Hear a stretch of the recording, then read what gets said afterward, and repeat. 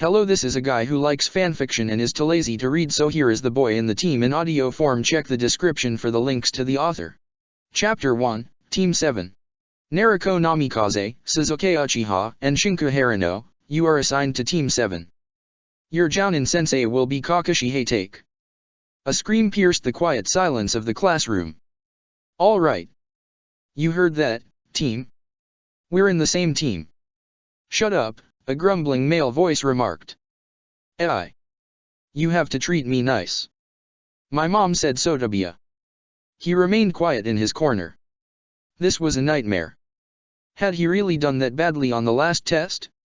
His crimson eyes looked down at the surface of his desk. Hibachi muttered from his side, warily eyeing him. You sure got lucky, dude. Why the long face? Shinku tried a smile, which came out as thin twitching lips curled in a grimace.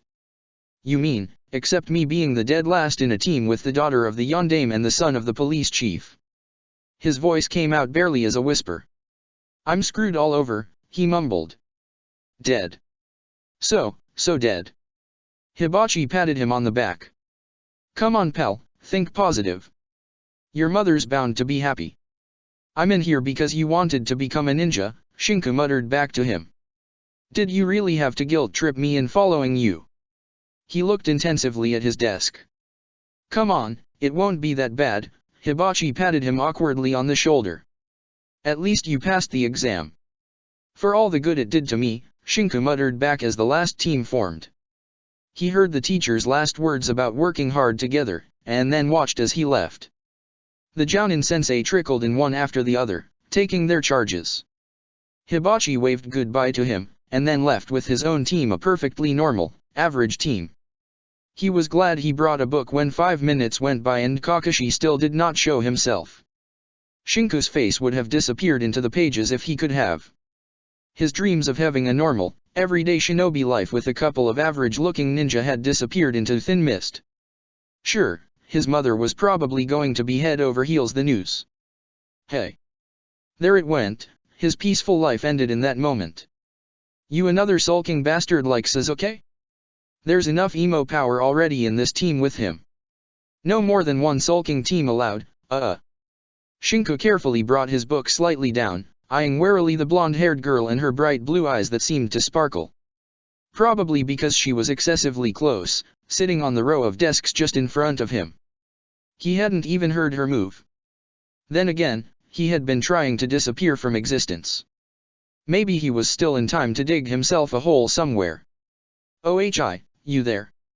She asked once more, going from curious to pissed off in less than a second. Why yes, he replied.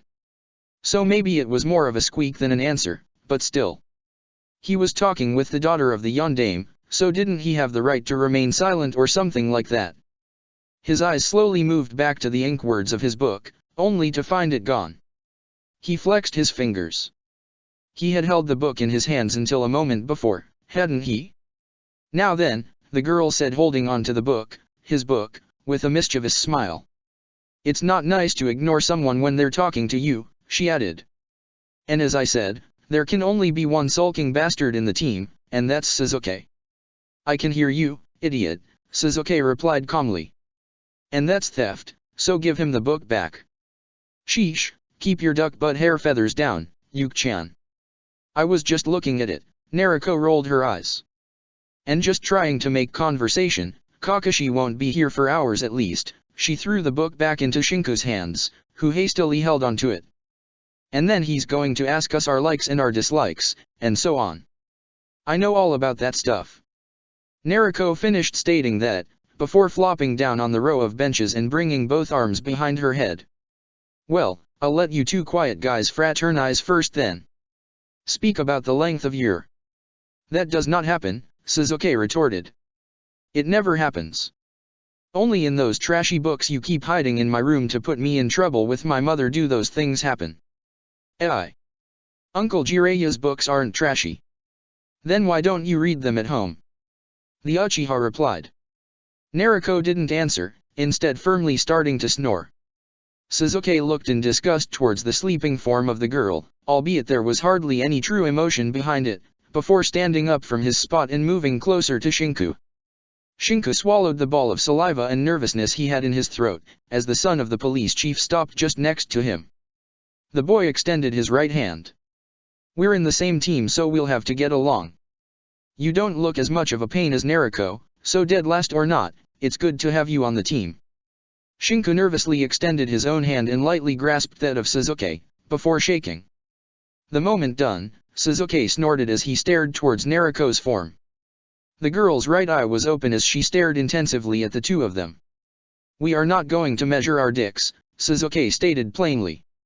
Nariko stared. We are not going to talk about our past conquests, he added then. Nariko stared again. We are not going to speak of our sexuality or of our nightly activity. Get your head out of the gutter trash, idiotic bimbo, Suzuki snorted. Nariko kept on staring. Ignore her, Suzuki added then, looking at Shinku. She'll get tired in a few minutes if you don't say anything. Shinku tried to smile, but the conversation died out like that. It was, in one word, awkward. That was how Team 7 began. Awkwardly. Chapter 2, Sensei. This is borderline criminal. Suzuki's statement hung in the air, met with silence. Shinku cautiously peered out of the book he had returned to read, while Nariko was otherwise outright sleeping on the desk's row. 5 minutes late is acceptable, understandable even when it's lunchtime and the road is trafficked, Suzuki continued calmly, slowly growing incensed with each passing moment. 15 minutes are barely acceptable, especially if you're a jounin who can take to the rooftops, but if there's a good enough excuse it is still forgivable. Suzuki huffed, crossing his arms over his chest. But 3 hours is not acceptable. Unless Konoha is under attack, no jounin whatsoever should ever be 3 hours late. Really, exumbu or not, it is unforgivable. 3 hours. I could have eaten at home, taken a shower, and then returned. Naya, stop whining duck butt, Nariko yawned as she slowly stretched. Kakashi and I will come by soon. 3 hours and a half is the utmost late bracket he uses. Why? Suzuki heatedly asked, why does he do this? What kind of sick and twisted man is he to do this willingly? OHI, not everyone is a punctuality fanatic like you, Yuki-chan. Suzuki's next words drowned in his mouth as he let out but a set of strangled noises from his throat, wringing his hands in the air and then giving one final huff. Fine, he sat back down, his eyes gazing outside the window. Shinku quietly returned to his book. The silence stretched thin for a few more minutes, before the door slid open with a light bang. His eyes went once more up from the book, and this time he closed and put it away. A silver-haired man with the Konoha forehead protector covering his left eye strolled in lazily. He wore a dark green flak jacket and a blue mask covered most of his face. His entire appearance yelled disinterested. He just gave them one look, and then pitifully sighed. The only team I can't fail, he grumbled. Fine, he took out a orange-covered book. You three pass for being yourselves. I am Kakashi Hatake and from this moment will be your jounin instructor. OHI. Nariko took that moment to stand up and eye the jounin sensei badly. Dad said you have to do things properly. I did, Kakashi replied. You two, he pointed at Nariko and Suzuki, are fine together and he pointed at Shinku, who began to sweat visibly at being the center of attention, hasn't tried to kill you yet for your antics. Therefore, you pass. Congratulations. But what about the bell test? I want to do the bell test. Nariko exclaimed. I want to catch a bell. Nobody ever catches a bell, Kakashi replied, no genin is able to. Otherwise there wouldn't be a point in leaving them as genin, right? I still want to try Tabia. Nariko exclaimed. Let her try, Suzuki huffed, shaking his head slowly. Knowing her she'll keep on pestering, and pestering, and pestering, and pest. Yes. What Yuki-chan says goes. Come on Kakashi nii. Bell test. Bell test. Well, fine, Kakashi surrendered. Tomorrow, at 7 o'clock in Training Ground 7, we will do some survival training. Yes. Nariko fist pumped in the air. Which also means that I will test your team, and I will send you back to the academy should you fail the test. Shinku began to sweat nervously. Furthermore, Since you know about the bell test, I'll just have to come up with something else, Kakashi shrugged. Maybe something that doesn't involve teamwork to pass. Ohi, Kakashi nii. It's Kakashi-sensei, the man corrected the girl while holding a clearly visible smile even though his mask supposedly should have hidden it. Meanwhile, how about we present ourselves? Let's start with me, he gently closed his book. My name is Kakashi Hatake. I don't have any particular likes or dislikes, and my hobbies aren't important. My dream is nothing worth mentioning. He then gave a nod towards Naruko. Miss Know-It-All can go next. Hey. I don't know everything, she grumbled, just a lot of stuff. Huffing, she cleared her throat. I'm Naruko Namikaze. Age 13, born the 31st of October, and future Hokage. I like my mother's homemade ramen, Ichiraku's ramen, cup ramen, and any type of ramen there is. I dislike people who lie or aren't honest with themselves. I also don't like broody Yuki-chan and enemies of Konoha. My dream is. Here she smiled wistfully, to be seen for the awesome kunoichi I am, and not just because I have fuzzy butt sealed inside of me. Shinka closed his eyes. What was a fuzzy butt to begin with? She couldn't be referring to the Kyuubi, could she? Sure, there were festivities and holidays around Konoha for the fact Naruko was the jailer of the Kyuubi. Heck, the 31st was a national holiday in Konoha because of it. He doubted a fox as big as a mountain actually enjoyed the nickname of Fuzzy Butt. My name is Sasuke Uchiha, future chief of the Konoha Police Department, and I'm going to have you arrested for chronic tardiness the moment I take the office, Sasuke began dryly. I like my mother's cooking, tomatoes, and whatever else my mother cooks. I dislike being compared to my brother and people who can't see past the Uchiha surname. My dream is, here he puffed his chest out, to make sure Konoha becomes the safest ninja village there is. Shinka then stared as Kakashi's single eye gazed straight at him. He felt like a deer staring down a giant, hungry tiger. No, to be more precise, he felt like a bunny being in front of some sort of titanic monster. Ah, I'm Shinku, Harano, he stammered out. I like reading and there's nothing I dislike in particular. I don't have any dreams at the moment. Very well, Kakashi clapped his hands. See you all tomorrow at training ground 7 o'clock, don't be late and eat a light breakfast. You're going to be retching, I'll guarantee that much. Then the man stood up, opened the window and jumped out. You had to make him test us, didn't you? Sasuke grumbled looking at Naruko. Ohi, duck butt, there's no way we're going to fail. We aren't, Sasuke exhaled, it's him I'm not sure about. When both his teammates stared at him, he could only bring his gaze down. Now that's just being negative like the Yuki-chan you are, Naruko shot back.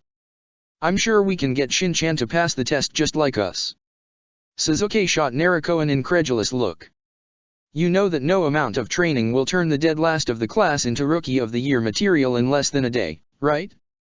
No, in less than an afternoon actually. Naruko whined, before looking out of the window. Well. Let's go and eat something since it's snack time. We didn't even have lunch and I'm starved. Shinku didn't even feel hungry.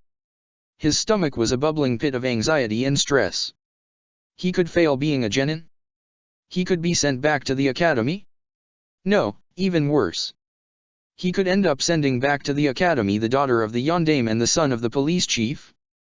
In that moment, Shinku really would have wanted to cry. He didn't, if only because he held on to that tiny inkling of hope that the man would still pass them all the same.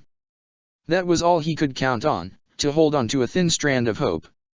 How much it would hurt, however, he had yet to learn it. Chapter 3, Usual Life. He felt sick. Frankly, the mere thought of the next day terrorized him.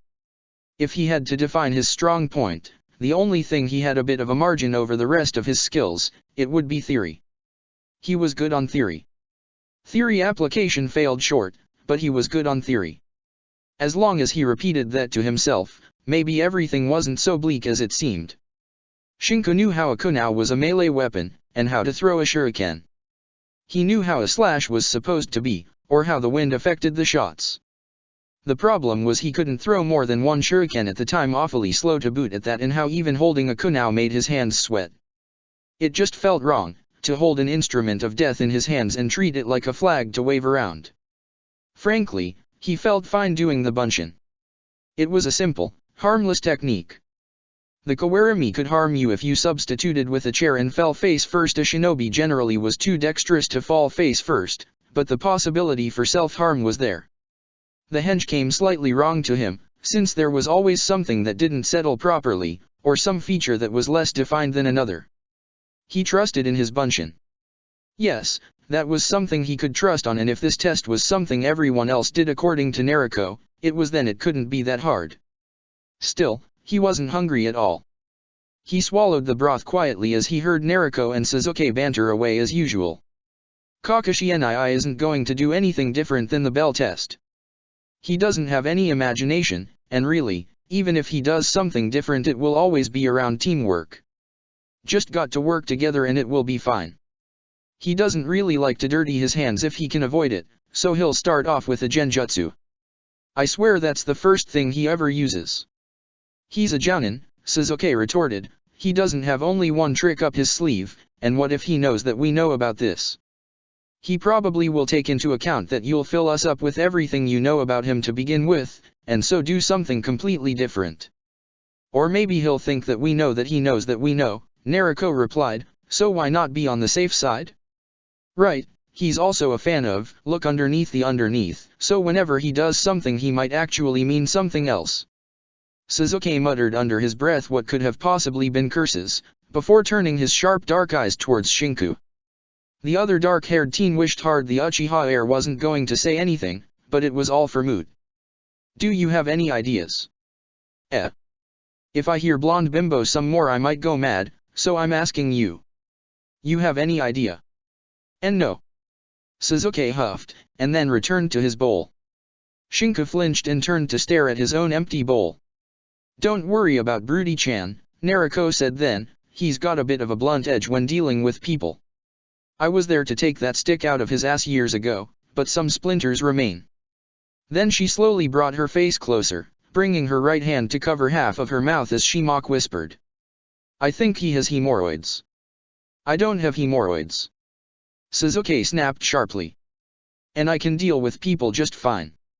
It's you I'm having trouble with, because you're insufferable. Sniffle, Yuki-chan wounds me so much, pouted Nariko. What am I going to do without my daily dose of broodiness? Ah. The world is so colorful without brooding emos. It will blind my eyes. Help. She covered her eyes with her arm, before snickering. How was it? She asked then.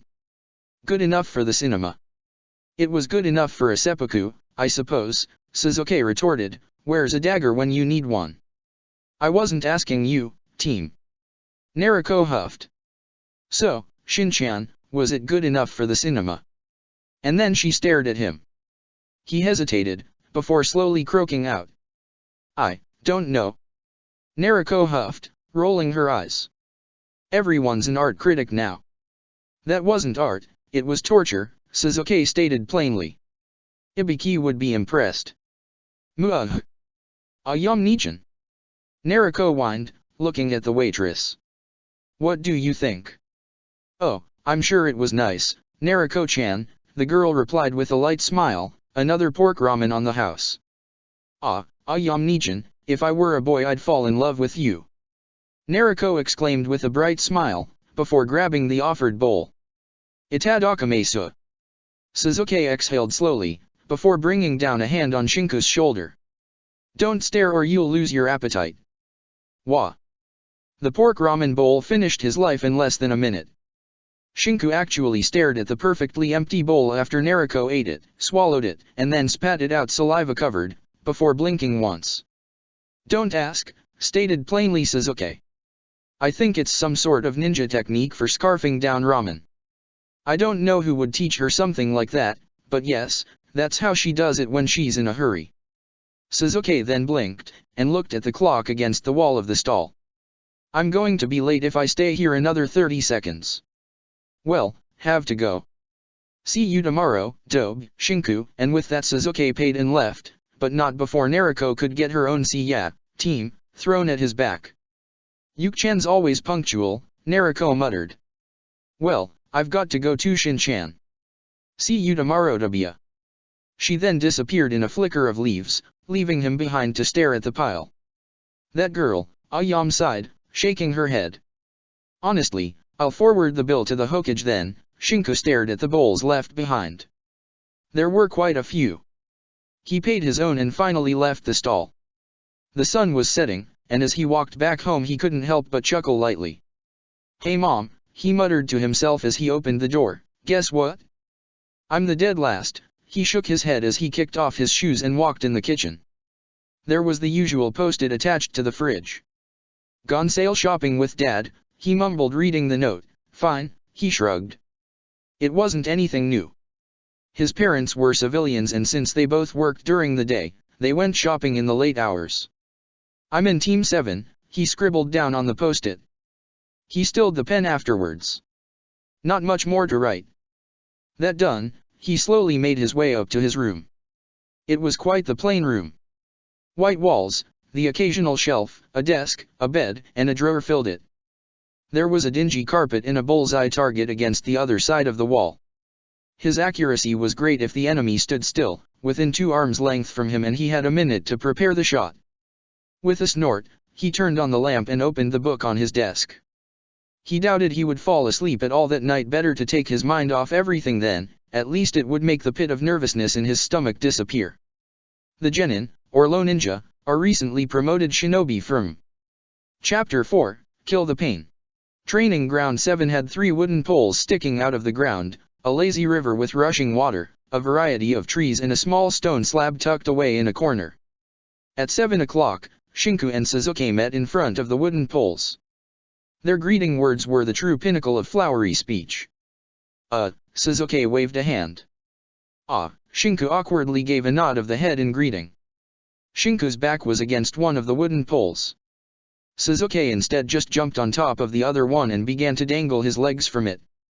The rustling sound of leaves from the tree's branches mixed with the mumbling of the river's water, while a few birds caught up in the sky. It was a bright, clear day.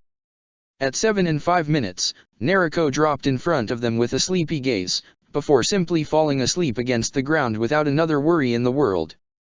4 hours later, and Shinku was sitting on the ground, back against the wood pole, while Suzuki had taken to nervously cackle and slam a kunao in the chest of a doll that somewhat resembled their sensei. The dark curses muttered against the doll were probably just the start of something even darker, and Nariko's expression was actually of curiosity. Shinku on the other hand found it extremely creepy.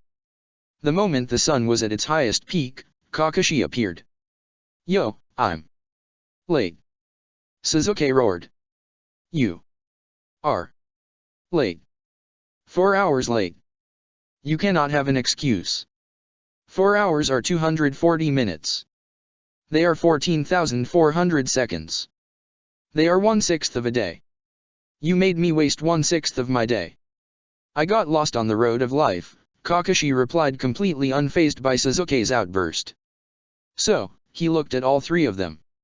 Are you all ready for the survival training? Yeah. Nariko exclaimed, before standing up. I'm going to get a bell now. Who said anything about bells? Kakashi said.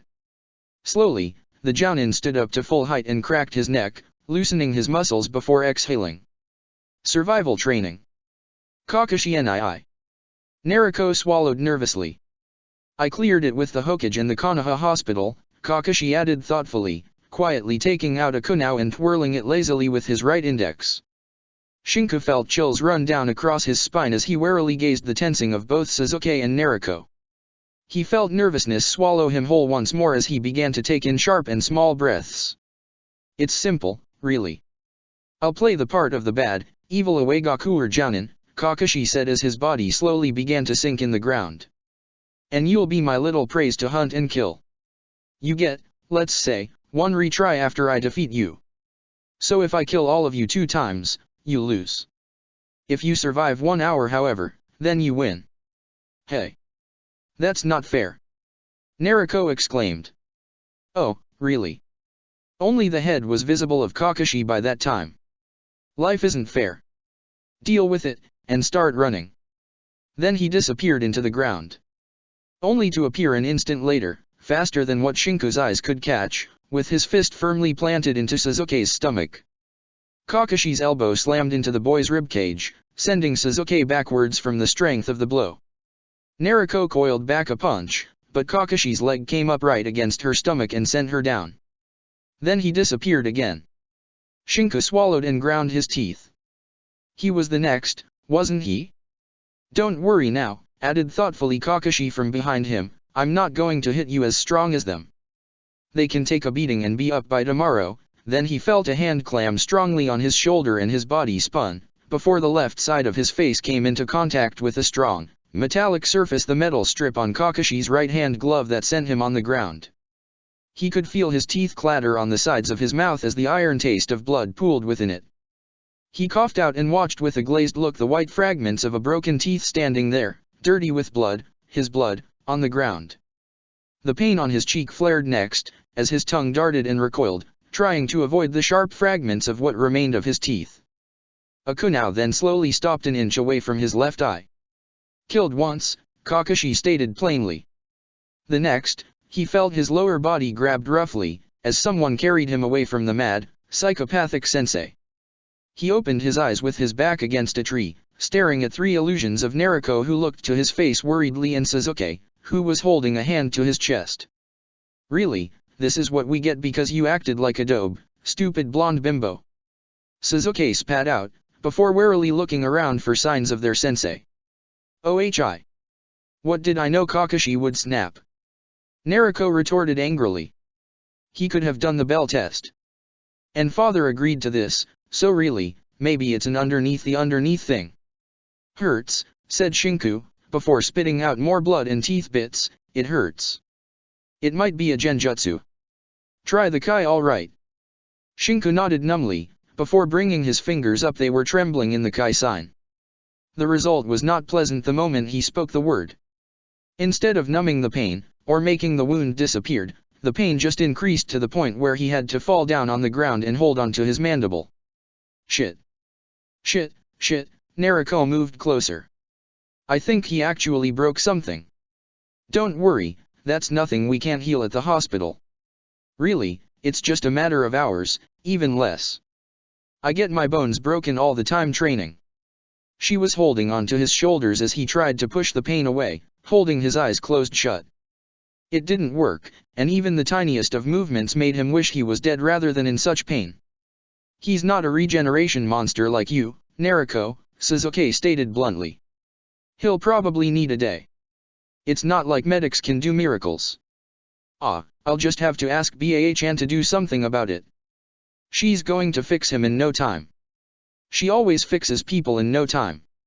Yes, now how about we come up with some way to survive? I think he killed me once already, Sasuke stated. Sheepishly, Naruko smiled. He killed me once too. They both turned to stare at Shinku, who just shot back an extremely angry glare, mostly because he was in pain, and he wanted to leave and go get his mouth treated. I think he killed him too, Naruko mumbled. You don't say. Sasuke snarled. I swear, if I have to go back to the academy because of your brilliant idea to be tested. Children, a voice sung from above their heads. Don't they always teach you to never explain your plans with your enemies nearby? With that, Kakashi dropped down in their midst. The next moment was a blur as two Naruko illusions actually tackled the Jounin, before the silver-haired man replaced himself with a trunk filled with explosives. Shinku brought his hands up to protect his face, pushing on his legs to jump backwards. His back slammed the tree trunk merely a few steps away from him, and when the explosion rang, wooden shrapnel collided against his clothes. His ears rung, as all he could listen to was the pounding sound of his eardrums and of blood in his mouth. The pain forgotten, the adrenaline spiking up, the primeval fear reaction got him to simply think about surviving the psychopath rather than worry about anything else. He blindly ran away from the source of the noise, before falling down and coughing raggedly, which worsened the pain in his mouth the moment he could no longer keep on running. He blearily cracked his eyes open. He had taken a random direction, and now he was near the river. Shinku's mouth flared in pure agony as he tried to open it, and the sharp spikes of pain that erupted from his broken teeth were a thing he had never felt before. The sound of explosions rung behind him, as he coughed out blood. Was this taking it easy on him? He wondered what normal would be then. He'd actually die, he supposed, if the man went all out. Kakashi nii. Stop. Stop. He heard Naruko's voice from the forest. You'll break his arm. Sasuke's scream came next. Kakashi nii. What the hell? Let him go. Let him go. Shinku spat out another blob of saliva mixed with blood, wetting his hands in the cold water before pressing them with a hiss against his mouth. He brought his face down and carefully swallowed the cold and icy water. Shinku felt his head go slack with the shock. Just how cold was the water? The dribble of blood, water, and what little remained in his mouth came out then. I told you to have a light breakfast. The man's voice was surprisingly chipper as it came closer to his position. Now, one last kill to make, and then everything will be fine. Genjutsu. It had to be a genjutsu. He closed his eyes and held his fingers ready, before hissing out through a strangled groan. Kai.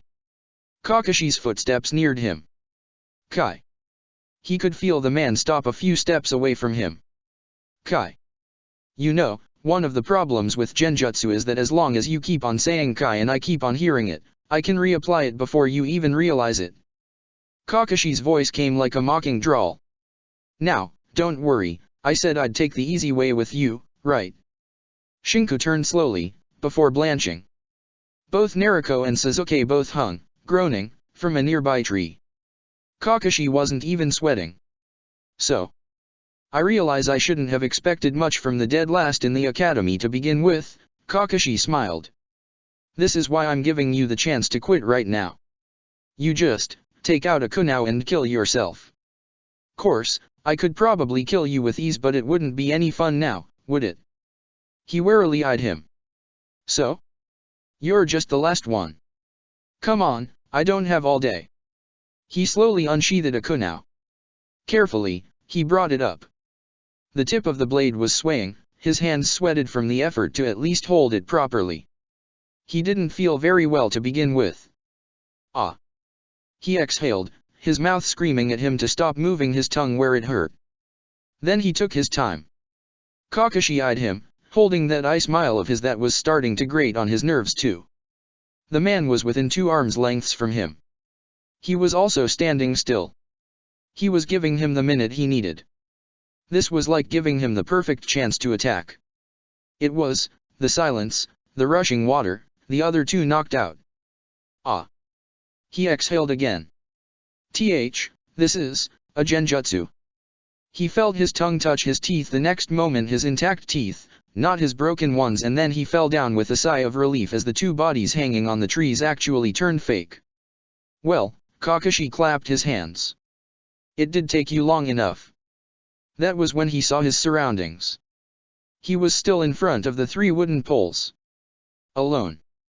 Why? Shinku asked. The man just scratched the side of his chin for a moment, before shrugging. Well, if I compared you to the other 2 it would sort of be unfair, right? So, I'm going to test you first and then take care of them. OHI. You should fight with someone your own size. Naruko's scream came from a side of the training ground, right in the middle of the forest.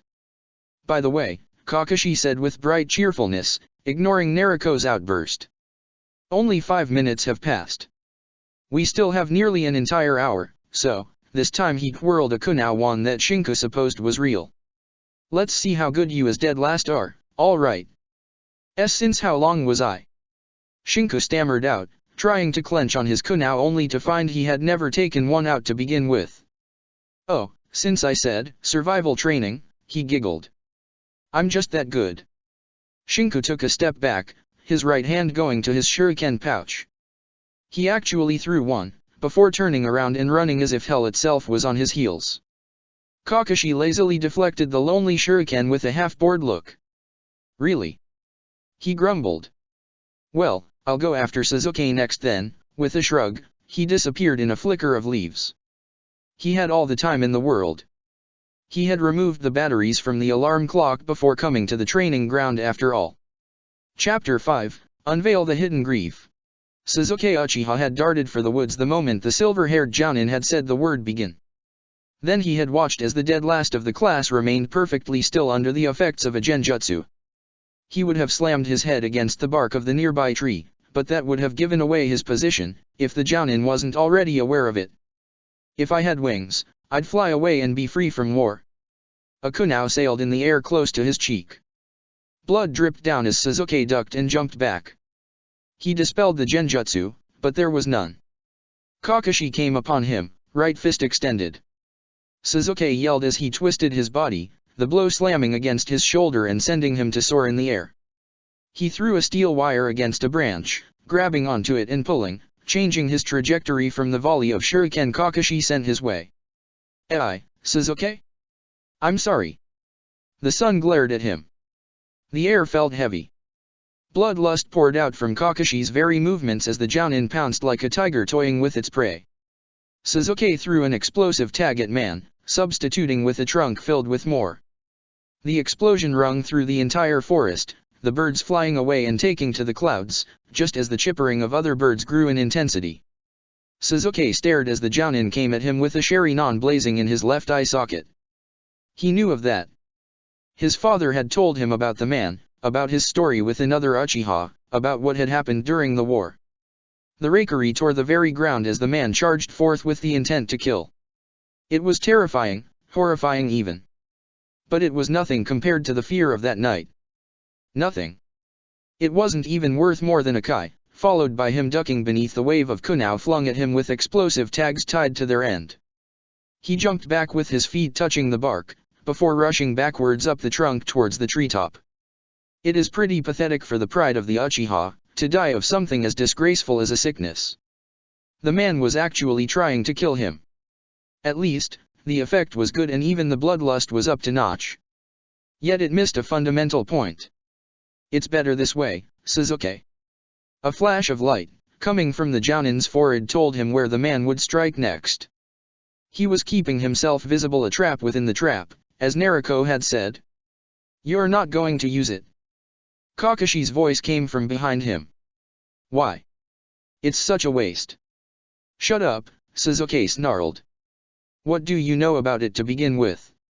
He closed his eyes and expelled chakra from his brain once more, removing the genjutsu placed on him yet again.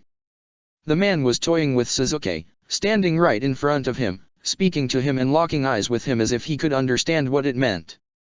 He couldn't. He would never understand what it meant, to watch a brother rip his own eyes out and force them in his younger brother's eye sockets. What your father told me. Then he told you wrong, snarled Sasuke.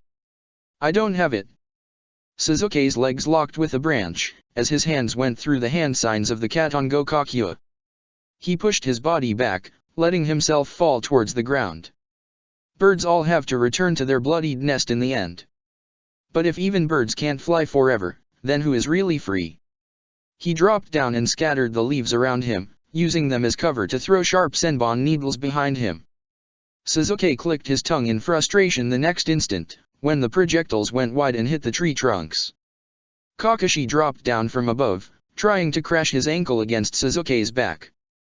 The Uchiha rolled forward, avoiding the blow. The Jounin was holding back since the very beginning, albeit quite loosely. Sasuke held little doubt the man was testing him on all the shinobi arts he might have known.